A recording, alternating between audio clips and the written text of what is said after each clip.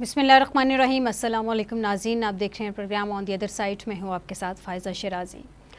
नाज़रीन, प्रोग्राम का आगाज़ एक अफसोसनाक ख़बर से सबसे पहले हम प्रोग्राम के पहले हिस्से में डिस्कस करेंगे कि ईरान के सदर इब्राहिम रईसी साहब जो कि अब इस दुनिया में नहीं रहे हैं, हेलीकॉप्टर का हादसा पेश आया और यकीनन सबके लिए एक अफसोसनाक ख़बर भी है और एक दहला देने वाली ख़बर भी है कि अचानक किस तरह से ये ख़बर सामने आई।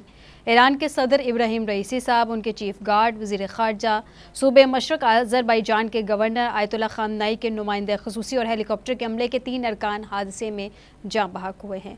पहले नाज़रीन ये कहा जा रहा था कि इसने हार्ड लैंडिंग की है इस हेलीकॉप्टर ने, और उसके बाद इस हेलीकॉप्टर को ट्रेस करने की कोशिश की जाती रही, वहाँ पे रेस्क्यू ऑपरेशन भी चला, लेकिन उसके बाद हमने देखा कि ये एक अफसोसनाक ख़बर सामने आई है। नाज़रीन, अगर थोड़ा सा इस हेलीकॉप्टर के हवाले से, जो कि अभी हम विजुअल्स भी आपको इस हेलीकॉप्टर के दिखा रहे हैं, इसके बारे में ज़रा सा मैं आपको बताते चलूँ तो बेल 212 ये हेलीकॉप्टर है जिसमें ऑपरेशन के लिए इसको ये कहा जाता है कि बड़ा सेफली राइड है। ये हर तरह के वेदर में ये बड़ी अच्छी कंडीशंस में ये फ़्लाई कर सकता है। अब पता नहीं यहाँ पे क्या, अब तो मज़ीद इन्वेस्टिगेशन होगी तो मालूम होगा, सामने आएगी ख़बरें, क्योंकि 3 हेलीकॉप्टर्स थे नाज़रीन जिन्होंने वहाँ से फ़्लाई किया था। 2 हेलीकॉप्टर्स बाखैर-ओ-आफ़ियत पहुँच गए अपनी जगह पे, लेकिन एक हेलीकॉप्टर जो एक्चुअल में जिसमें सदर साहब थे ईरान के, उनको यह हादसा पेश आया। इस सब पे बात करते हैं आज के प्रोग्राम में। प्रोग्राम के पहले हिस्से में इस पे बात करेंगे और प्रोग्राम के दूसरे हिस्से में बात करेंगे किर्गिस्तान की मौजूदा सूरत हाल के हवाले से, और प्रोग्राम के आखिरी हिस्से में नाज़रीन बात करेंगे मौजूदा सियासी सूरत हाल के हवाले से। आपको बताएं कि हमें ज्वाइन किया है मेजर रिटायर्ड रिजी साहब हैं, एविएशन एक्सपर्ट हैं। बहुत शुक्रिया मेजर साहब हमें ज्वाइन करने के लिए। अस्सलाम वालेकुम मेजर साहब। अस्सलाम वालेकुम। वालेकुम अस्सलाम। मेजर साहब, ये एक हादसा पेश आया जिसमें हम देख रहे हैं कि ईरानी सदर जो कि अब जामबर नहीं हो सके, वो नहीं रहे, इस खालिक हकीकी से जा मिले। लेकिन मेजर साहब, ये जो हेलीकॉप्टर है एक्चुअल में जिसको कहा जा रहा है कि बेल 212 कहा जाता है, ट्विन इंजन है, ट्विन ब्लेड है ये हेलीकॉप्टर। सो मौसम जब ख़राब होता है तो उसमें ये किस तरह से ऑपरेट किया जाता है? नॉर्मली आप लोग की प्रैक्टिस क्या रहती है इस तरह के मौसम में?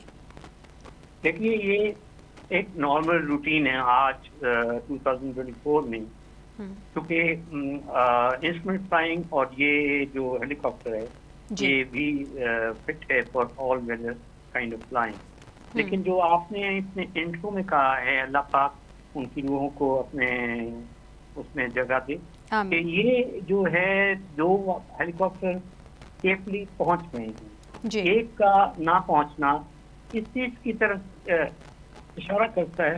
पहली बात तो मैं ये बता दूं कि हम ज्यादा एज अ प्रोटोकॉल किसी भी क्रैश के बारे में ज्यादा हम वो नहीं बनाना चाहते ओपिनियन, ताकि कल को जो इंक्वायरी कर रहे हैं वो डाइवर्ट ना गलत तरफ हो कि जी ये तो कोई सबूताज था, ये था। अभी तक जो हम बात कर सकते हैं मेरे ख्याल से वो ये है कि ये 2 दिन चले गए और एक हेलीकॉप्टर जो है हो गया बैड वेदर में। ये प्रॉब्लम मैं पहले भी शायद बात कर रहा था कि ये हम कहते हैं कि कॉकपिट में एक तो आपका जो इमरजेंसी में जो आपका पैनिक स्विच है, that must be well known to the pilot कि पैनिक स्विच ना ऑन हो। और ये जाहिर है प्रेसिडेंट को फ्लाई कर रहे थे, they must be very highly professional and experience pilot. लेकिन जब बैड वेदर हो तो हम एक और चीज कहते हैं कि emergency does not come alone. I mean bad weather हो गया, उससे वो जो हेलीकॉप्टर गए उसके बाद कोई जो है वो एक्टिविटी शुरू हो गई हो थंडरस्टॉर्म की, और कोई बिजली लाइट उसका भी मसला हो गया हो और उससे उसने स्ट्राइक किया हो, ये बातें बाद में पता लगेंगी। उसके साथ ये भी हो सकता है कि एक इंजन ऑफ हो गया। ऐसा हुआ है हमारे पाकिस्तान में बैड वेदर में। MI8 एक दफा जो है वो फ्लाई कर रहे थे और हुआ क्या कि उसका एक इंजन भी फेल हो गया। फौरी उसको हैंडल करते करते वो एट हिट द ग्राउंड, जैसे कि अब इस सिचुएशन में भी हुआ है। तो ये कहा जा सकता है कि this is a combination of some problem. और देखिए ये मुश्किल नहीं है, जब हेलीकॉप्टर का कोई जहाज का भी कोई अगर वो क्रैश होता है, ग्राउंड से हिट करता है, तो जो इंजन चल रहा है उसके जो ब्लेड्स हैं अंदर वाले, जो उसके ब्लेड्स हैं टरबाइन के, वो क्रश होंगे, घूमते घूमते लगेंगे जमीन पर और क्रश हो जाएंगे। जबकि जो डेड है इंजन उसके क्रैश नहीं होंगे, वो बिल्कुल उसके जो इंजन जहाँ वो हिट होता है वहां पर होगा, बाकी जगह पर it's not revolving. You got my point. तो इस तरह से it's not difficult to know tomorrow as to what happened actually. अच्छा सर, ये जैसे कि आपने बताया कि एक इंजन अगर फेल हो जाए तो दूसरा इंजन तो ऑब्वियसली इसमें होता ही है, तो उसकी बेस पे ये सेफली जो है वो लैंड कर सकता है। अब ये कहा जा रहा है कि हार्ड लैंडिंग की है। सर एक्चुअल में ये हार्ड लैंडिंग किस पोजीशन में की जाती है, किस सिचुएशन में की जाती है, और ये एग्जैक्टली क्या है, ये इसकी इस्तेलाह क्यों यूज़ की जाती है हार्ड लैंडिंग की? ये देखिए, ये hard landing is any landing which is not normal, कि आप नीचे लाते हैं हेलीकॉप्टर को सेफली और कुछ डिस्टेंस, थोड़ा 6 foot 6 feet depending on the rotor length, कि किस किस्म का हेलीकॉप्टर है, 3 फीट 4 फीट, और फिर वहां से आप आहिस्ता से उसको नीचे रख देते हैं। अगर आपके इंजन में प्रॉब्लम हो रहा है, आपको विंड गस्ट मिल रहे हैं, कोई और प्रॉब्लम हो रहा है, तो you are forcing the helicopter in a way on the ground. Did you get my point? तो इस तरह से जो लैंडिंग होगी नॉर्मल, उसको हम एक बहुत ब्लैंकेट टर्मिनोलॉजी में उसको हार्ड लैंडिंग कर दिया जाता है। हालांकि हार्ड लैंडिंग एक्चुअली ये है कि हेलीकॉप्टर सेफ है, सिर्फ हार्ड लैंडिंग की वजह से उसके स्किड्स और जो बाकी चीजें वो चेक करनी चाहिए।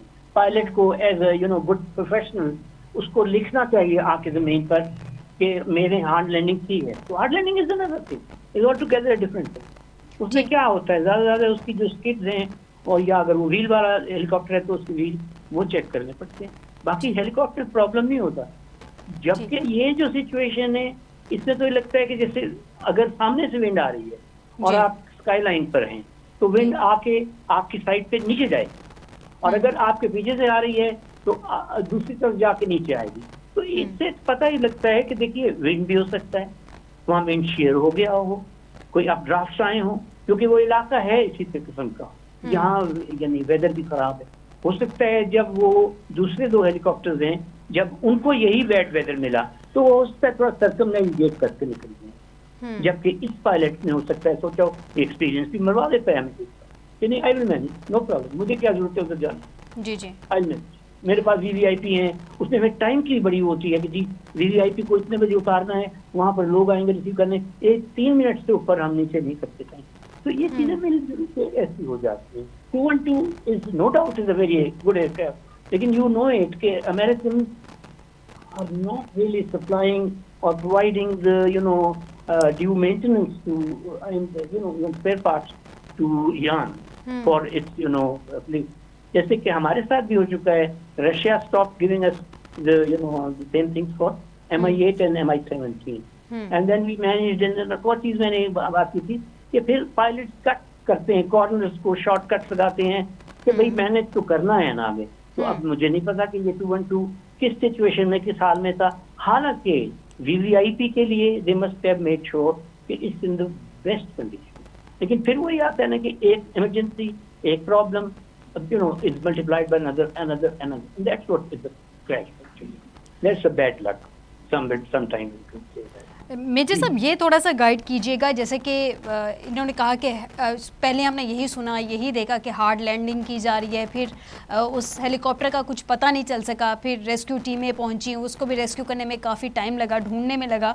जिस दौरान ये हार्ड लैंडिंग की जा रही होती है, क्या उस दौरान पायलट के पास इतना टाइम होता है कि वो राब्ते रख सके back to the air traffic controller? देखिए, पहली बात तो ये मैं कह रहा हूँ कि I don't think the pilot would be able to tell you hard or not hard landing before landing. You get my point? ये कॉल कभी कोई नहीं करता कि हम में से, हम आके जमीन पे ऑफ कोर्स लिखते हैं कि भाई हार्ड लैंडिंग लगता है हो गई है, तो उस तरह उसके स्किड्स वगैरह जो है वो चेक होने चाहिए, उस तरह उसमें कोई स्क्रू, कोई क्रैक, कोई चीज आ गई हो। तो हार्ड लैंडिंग एक इन्होंने ब्लैंकेट टर्म इस्तेमाल की है सिर्फ टाइम गेन करने के लिए, कि आपको मैं कह दूं कि जी मैं फिलहाल तो I am in the clouds and exact situation pilot ने बताई होगी, आई एम श्योर, एक्सपीरियंस्ड होंगे पायलट, उन्होंने एटीसी को बताया होगा कि हमारे साथ ये प्रॉब्लम हो गया, उस टाइम मेरे कॉल भी दी हो। लेकिन ये हार्ड लैंडिंग मुझे, आई एम सॉरी, मेरे ख्याल से ये एक ऐसे ही एक किसी तरह सोचने पर आपने मजबूर किया, कुछ लोगों को जरा टाइम गेन कर लिया कि अच्छा एक हेलीकॉप्टर हार्ड लैंडिंग होगी। ये मुझे लगता है कि this is not an accurate term which is used here. और ना कॉल की होगी उसने हार्ड लैंडिंग की, ये खुद उन्होंने किया है कि चलो हार्ड लैंडिंग हो गई होगी कुछ, और भैया हार्ड लैंडिंग क्या, वो तो जाहिर है क्रैश हो रहा है और जैसा इलाका है जैसी सिचुएशन है। लेकिन ये हम सिर्फ अब तक गैस कर सकते हैं कि एक प्रॉब्लम में कई 1 2 3 प्रॉब्लम आ गए वो इकट्ठे, जबकि वो जो बाकी 2 हैं वो इसलिए बच गए कि उनको एक के बाद दूसरा प्रॉब्लम नहीं आया। ठीक हो गया। मेजर साहब, ये जो ऑटो रोटेशन का कहा जाता है, आप तो ज़्यादा मुझे इस पे गाइड कर सकते हैं, उस पे जाके कहा जाता है कि शायद व्हील्स को उसका एंगल चेंज करके कोई ज़मीन पे आराम से उतारा जा सकता था। अभी तक के जो विजुअल्स हमने इस हेलीकॉप्टर के देखे हैं, जिस तरह से ये क्रश हुआ है हेलीकॉप्टर, जिस तरह से वहाँ पे आग लगी है, आपको इन विजुअल्स को देख के, प्रैक्टिस चूँकि माशाल्लाह माजी में आपकी रही है, आपको क्या लगता है किस तरह की सूरत हाल पायलट को फेस करना पड़ी होगी जो ये हालत हुई है हेलीकॉप्टर की? एक्जेक्टली, आपने बहुत अच्छी एनालिसिस किया है मुझसे। देखिए जो ऑटो रोटेशन है ना, वो ऐसे है जैसे फिक्स विंग में ग्लाइडिंग होती है, इंजन ऑफ हो गया, अब आप ग्लाइड कर रहे हैं, जो लिफ्ट प्रोड्यूस हो रही है ओवर दी विंग्स वो आपको ले जा रही है, but you are not gaining height, you are slowly gradually you are coming down and you can land even easily. Autorotation helicopters में ये होता है कि जब इंजन काम नहीं करते तो आपने जो कहा ना कि हम पिच बदल देते हैं या उसको नेगेटिव कर देते हैं, तो हम अपना जो ये एंगल ऑफ अटैक है पूरे हेलीकॉप्टर के सारे जो उसके जो रोटर्स हैं वो हम 0 से भी नीचे ले जाते हैं, और अब हवा पहले ऊपर से खींच के रोटर्स नीचे फेंक रहे थे और लिफ्ट प्रोड्यूस कर रहे थे। अब वही हमने किया कि हमने फ्लो चेंज कर दिया, अब नीचे से फ्लो आ रहा है और रोटर्स के ऊपर से वो फिर लिफ्ट प्रोड्यूस करने लगता है। और अगर एक्सपर्ट हो तो auto rotation is something which is one of the maneuvers, nothing special. You have to be extremely proficient with this maneuver, but ये maneuver हम करते हैं हमारे यहाँ because of the safety limits being little higher, हमारे यहाँ pilots को आमतौर पे बल्कि ऑटो रोटेशन खुद करने की इजाजत नहीं होती, सिर्फ इंस्ट्रक्टर के साथ वो करते हैं और हमें क्लियर करना पड़ता है। अगर कोई ऐसा कोर्स पे आए और हेलीकॉप्टर को ऑटो रोटेशन से लैंड ना कर सके तो वो तो इंस्ट्रक्टर बन भी नहीं सकता। ऑटो रोटेशन इस जहाज ने नहीं की है। अच्छा, ये नहीं लगता। मैं फिर एक और थोड़ा सा अगर आप इजाजत दें तो मैं कहूँ जी कि जब ये आपने फिर थोड़ा सा इसकी एनालिसिस जरा टेक्निकल भी कर दिया ना कि जब वो जो जहाँ उसने हिट किया है ग्राउंड को वो जगह भी प्लेन नहीं है, जहाँ उसने हिट किया वो क्रश भी हो गया है, आग भी लगी है। ये 2-3 चीजों से पता लगता है कि ये नॉर्मल लैंडिंग नहीं है, ये हिट द ग्राउंड हुई है चीज। अब हिट द ग्राउंड कैसे हुई है वो ऑटो रोटेशन करने की कोशिश कर रहे हो और फिर मैनेज ना कर सके हो और हो सकता है फिर वो बैडली हिट हो। लेकिन फिर भी आपकी बात में वजन है कि फिर वो आग लगना और फिर उसका पिचक जाना, क्रश हो जाना, पर है not possible unless and until ये हुआ हो कि वाकई उनके पास कोई टाइम नहीं था। वो सामने से जब देखिए हवा आती है ना, जी जी, अगर सामने से आएगी तो वो रिज के ऊपर से आके फिर मेरी तरफ नीचे जाएगी, पीछे से आ रही है तो मुझे ऊपर ले जाके और रिज के दूसरी तरफ जाएगी। Are you getting my point?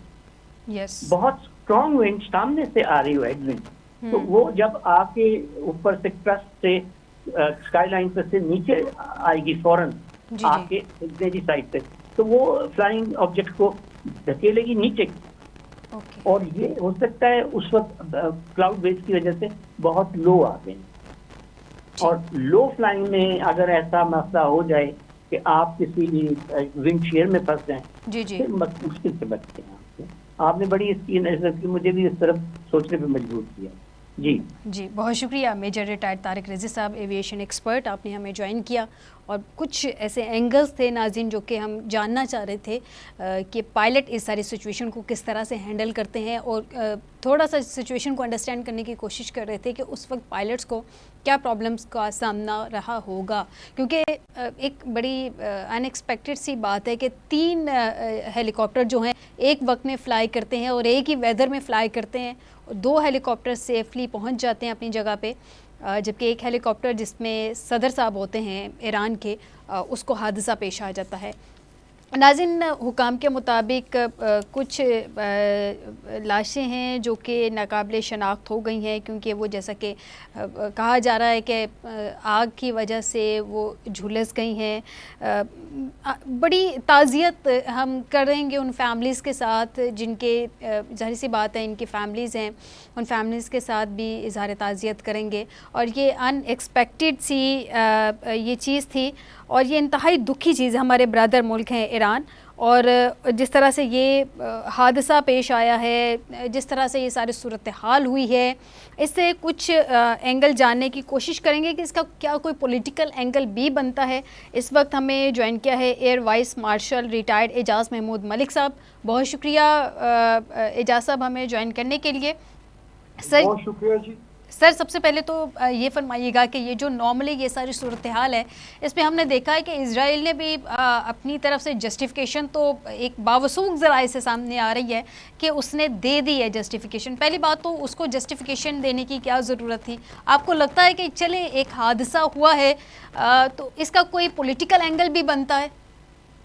देखिए जी, सबसे पहली बात तो ये है कि ये एक इंतहाई अफसोसनाक हादसा है जी। और जिसके नतीजे में हमारा ब्रादर इस्लामिक मुल्क ईरान जी। एक बहुत अच्छे लीडर से महरूम हो गया और इस्लामी दुनिया में भी उनकी अपनी एक रिकग्निशन और एक नाम था।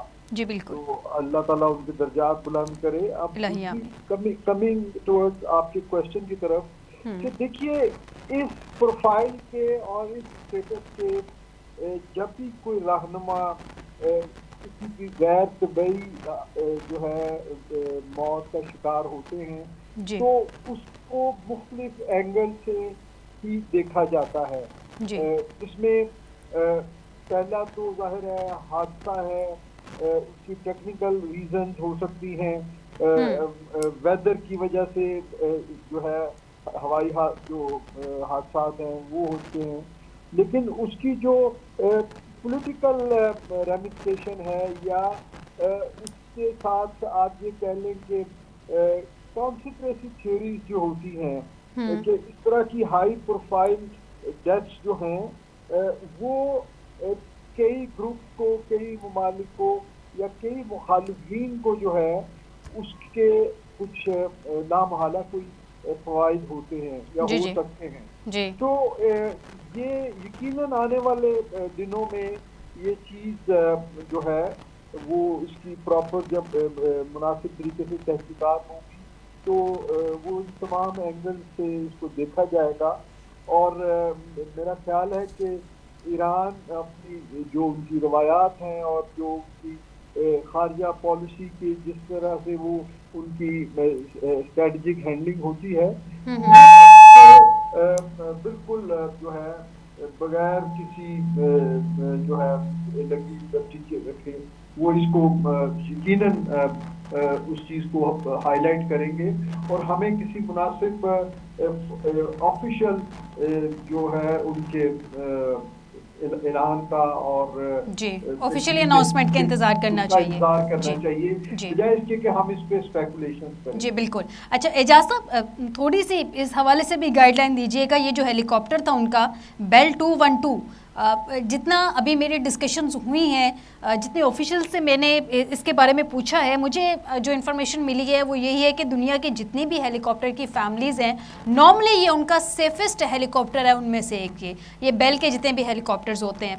और ये इतना जल्दी ख़राब भी नहीं होता क्योंकि इसके ट्विन इंजन हैं, ट्विन ब्लेड्स हैं, तो अगर एक इंजन ख़राब भी हो जाए तो दूसरे इंजन से ये सेफली लैंड कर सकता है। तो इसमें ये जो पहले एक हमने देखा कि कहा जा रहा था कि हार्ड लैंडिंग उन्होंने कर दी है। अभी थोड़ी देर पहले हमारी बात हुई थी एविएशन एक्सपर्ट से, उन्होंने कहा कि हार्ड लैंडिंग का तो पायलट ही बता सकते हैं हार्ड लैंडिंग हुई या नहीं हुई है, कवर अप किया गया सिचुएशन को। आपको लगता है ऐसा हुआ होगा?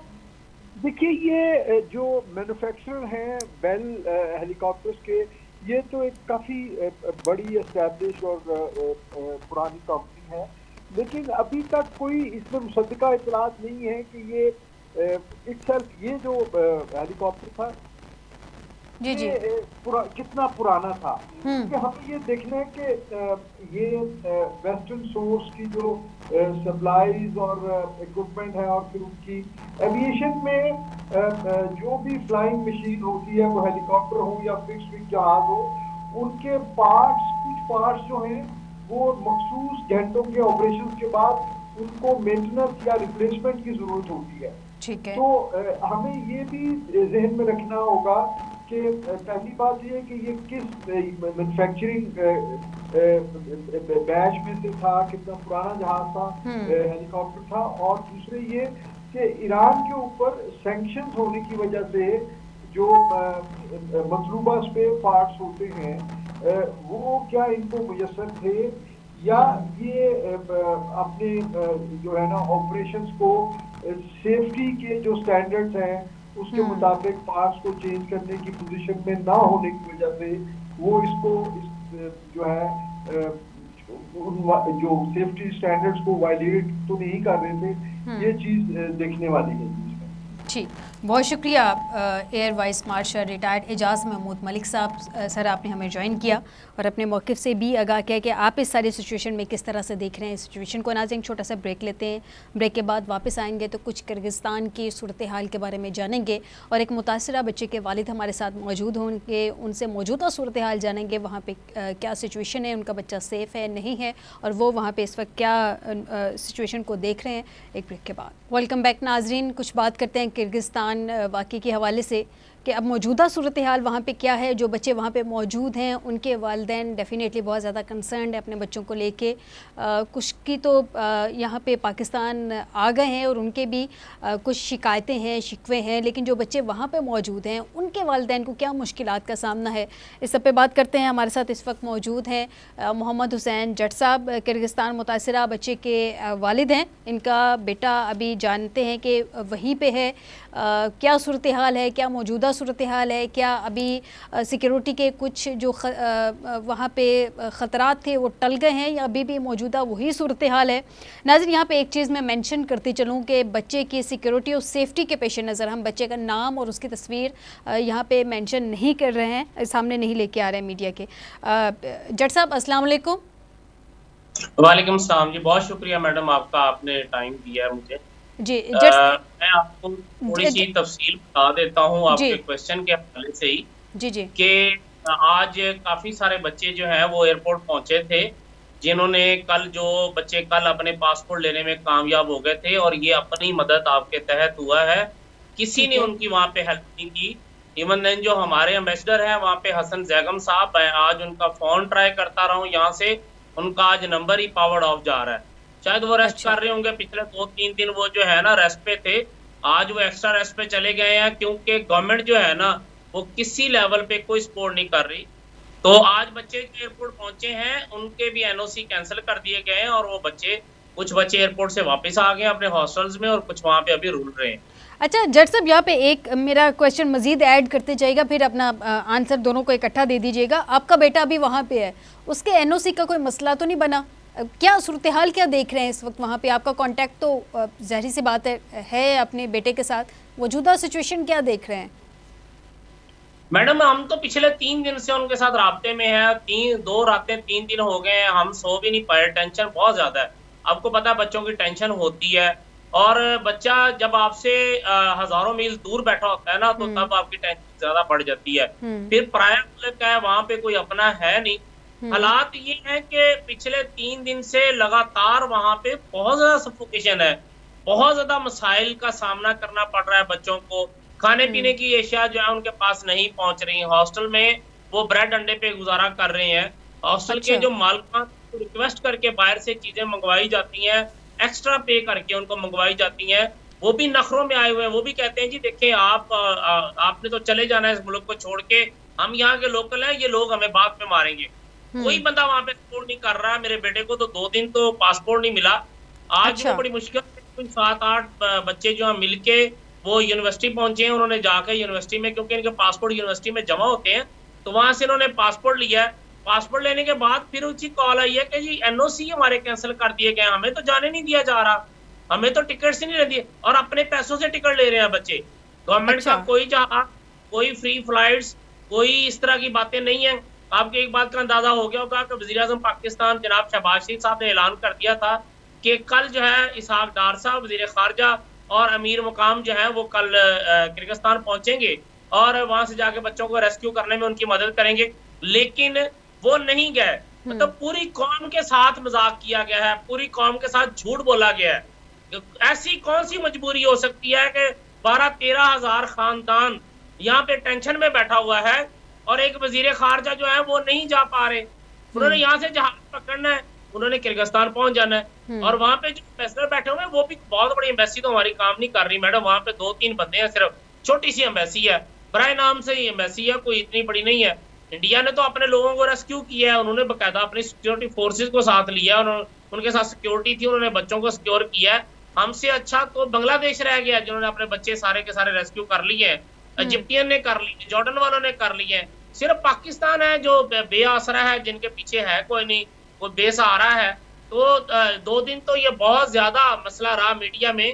अब इसको दबाया गया है कि एक तो ईरान के जो प्रेसिडेंट थे वो प्लेन क्रैश में, वो हेलीकॉप्टर क्रैश में जो है वो अल्लाह को प्यारे हो गए। वो एक हादसा इतना बड़ा हुआ है कि पूरा मुल्क पाकिस्तान, पूरी दुनिया सोगवार है, इस्लामिक कंट्री सारे सोगवार है। वो एक इस्लामी दुनिया के लीडर भी थे जी, बिल्कुल। उसकी वजह से वो मामला मीडिया पे ज्यादा हाईलाइट हुआ, तो ये बच्चों वाला मामला दब गया।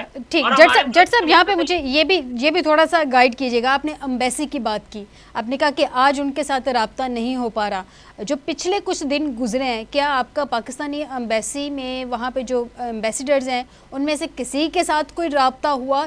किसी ने आपसे राब्ता करने की कोशिश की? किसी ने वहाँ पे मौजूद जो आपका बेटा है या उस हॉस्टल में जितने दूसरे पाकिस्तानी स्टूडेंट्स हैं उनके साथ राब्ता करने की कोशिश की? मैडम आपने बहुत अच्छा क्वेश्चन किया। जिस शाम को ये हादसा होता है 6:30 बजे के करीब पाकिस्तानी टाइम के, उसके बाद से लेके आज तक पाकिस्तानी गवर्नमेंट यहाँ पाकिस्तान में और किर्गिस्तान एम्बेसी से किसी भी बंदे ने हमसे राब्ता नहीं किया, ना हमारे बच्चों से किसी से राब्ता किया। कल जो है वो पाकिस्तानी एम्बेसडर जो है हसन जैगम साहब जो है वो कल एक VIP हॉस्टल है जहाँ पे बच्चों की तादाद ज्यादा थी, वहां पे पहुंचे हैं। तो बच्चे जो है वो एहतजाज करना शुरू हो गए कि आज आप दूसरे दिन हमारे पास पहुंचे हैं और हमें बहुत ज्यादा लोगों ने मारा है, हमें टॉर्चर किया है, हमें ज़हनी अजियत भी रही है, हम टेंशन में रहे हैं। आज हमारे वो 5 मिनट के लिए वहां पे रुके, वहां से निकल गए।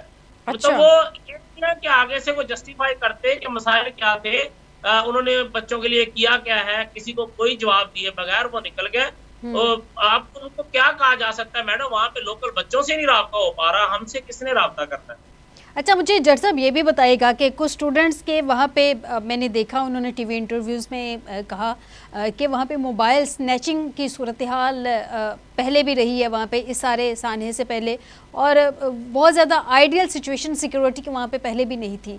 तो कभी आपके बेटे ने इस तरह की कोई कंप्लेंट करने आपको बताया हो या उसने कुछ बताने की कोशिश की हो कि मोबाइल स्नैचिंग वगैरह या सिक्योरिटी के बहुत ज़्यादा बेहतर इंतजामात नहीं हैं यहाँ पे? मैडम बिल्कुल ये सही कह रही हैं आप, वहाँ पे सिक्योरिटी के कोई इंतजामात नहीं है। उनकी लोकल पुलिस जो है उनको प्रोटेक्ट करती है, फॉरेनर्स को प्रोटेक्ट बिल्कुल भी नहीं करती। उसकी वजह भी यही है कि 1.5 लाख के करीब फॉरेनर्स वहाँ पे इकट्ठे हुए हैं वो अपनी स्टडी के लिए। उनको ये लगता है लोकल्स को कि वो दुनिया की कोई अजीब मखलूक है, जिनके ये सियारे पे जो है ये फॉरेनर्स आए हुए हैं पढ़ने के लिए। तो ये मजबूरन वहाँ पे गए हुए बच्चों की, ये जो हमारे बच्चे हैं फॉरेनर, इनकी वहाँ पे कोई रिस्पेक्ट नहीं। सिर्फ पाकिस्तान की बात नहीं कर रहा, इंडिया, बांग्लादेश, मिस्र, ये सारे बच्चे जहाँ से, जॉर्डन, जो जितने भी बच्चे आए हुए इनकी रिस्पेक्ट कोई नहीं है। मोबाइल स्नैचिंग के छोटे-छोटे मामला तो होते रहते हैं। अच्छा जट साहब, एक आखिरी सवाल सर, इस प्लेटफॉर्म के तवज्जो से मौजूदा हुकूमत वक्त से आप कोई अपने बच्चे की सेफ्टी से मुतालिक कोई मैसेज देना चाहें, कोई उनसे रिक्वेस्ट करना चाहें या उनकी हेल्प के लिए कुछ उनसे कहना चाहें? मैडम आपके प्लेटफॉर्म से सिर्फ यही गवर्नमेंट से रिक्वेस्ट करना चाह रहे हैं कि आपको अल्लाह का वास्ता है, अगर आप अल्लाह को मानते हैं तो ये मुल्क के हालात, तो ये 23 करोड़ अवाम तो जो है ये पिछले 80 साल से ऐसे ही जी रही है, ये जीती रहेगी। इन 10,000 घरानों के जो चश्मो चराग है ना, इनको किसी तरह से आप रेस्क्यू करके ना यहाँ पे पहुंचा दें। आपकी बड़ी मेहरबानी। आप चाहते हैं आपका बेटा और जितने भी उसके साथ स्टूडेंट्स वापस आना चाह रहे हैं, जितने भी पाकिस्तान वापस आना चाह रहे हैं, वो रेस्क्यू करके सेफली पाकिस्तान पहुंचा दिए जाए? जी बिल्कुल ऐसे ही। जी बहुत शुक्रिया मोहम्मद हुसैन जट साहब, आपने हमें ज्वाइन किया। नाज़रीन, किर्गिस्तान में इनका बेटा वहाँ पे मौजूद है और वहाँ पे सूरत हाल अभी भी, जैसा कि आपने भी सुना, वो कह रहे हैं कि नाखुशगवार ही है। वहाँ पे सेफ्टी के कोई ख़ास इंतजामात नहीं हैं। उम्मीद करते हैं कि जो बच्चे वहाँ पे अभी तक वापस आना चाह रहे हैं, वहाँ पर मौजूद हैं, अल्लाह ताला उनको अपने हिफ्ज़ अमान में रखे। नाज़रीन, आज के प्रोग्राम से दीजिएगा इजाज़त, बशर्ते ज़िंदगी आपसे दोबारा मुलाकात होगी। अपना ख्याल रखिएगा। अल्लाह हाफ़िज़।